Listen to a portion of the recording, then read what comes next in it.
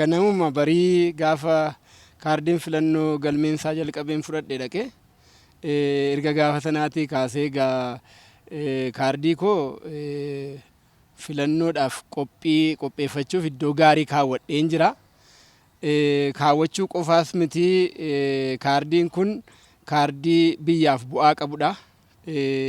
Biyya kana keessatti mootummaa biyya kanaaf gaariidha ittiin filachuufidha kanan qopheeffadhe waan ta'eef kaardiin kun tokkittiin kun ga'ee guddaa qabdeedha iddoo gaarii kaawwadheen jira. Qopheeffadheetti kanan jiru caamsaa 24 guyyattiin amma isheen dhuftutti qophii dhaabbadheen eeggadhaa jira jechuudha. Kaardii fudhadhee of eeggannoodhaan gaafuma sanarraa kaasee akkaataa hin banneef akkaataa miidhamuu hin dandeenyeen iddoo gaarii kaawwadhee kanan jirudha. Marsaa ja'aan darban keessatti morkattoonni paartileen biyya kana keessatti jiranii miidiyaa irratti ba'anii maanifeestoo isaanii beeksifatanii uummatatti of beeksisanii ejjennoo qaban ibsatanii akkaataa kanatti duula na filadhaa geggeessanii hin beekan.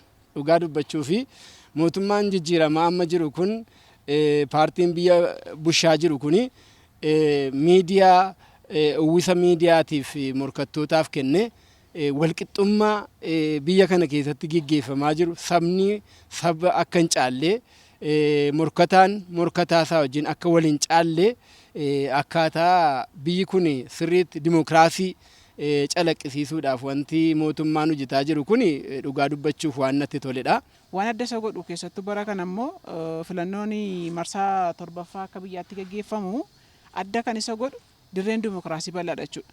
Waan adda isa godhu immoo keessattuu kanan jechuu barbaadu waan ajaa'ibsiifadhe akka dhuunfaa kootitti bara kana dirree dimokiraasii bal'achuudhaan kan ka'e paartileen morkattoota hundi miidiyaatti ba'anii kan mootummaa miidiyaa dhuunfaatti ba'anii ibsamaa jiru jechuudha. Sooshaal miidiyaa irratti siin agarra waan ta'eef filannoo bara kamirrayyuu kan argaa turre barana dirreen dimokiraasii kan bal'ate ta'uu isaadha. Miidiyaa irratti siin darbaa miidiyaa garaagaraa afaan Amaariffaatis afaan Oromootis afaan garaagaraatiin tamsa'aa jira. Suni baay'ee kan namatti toludha.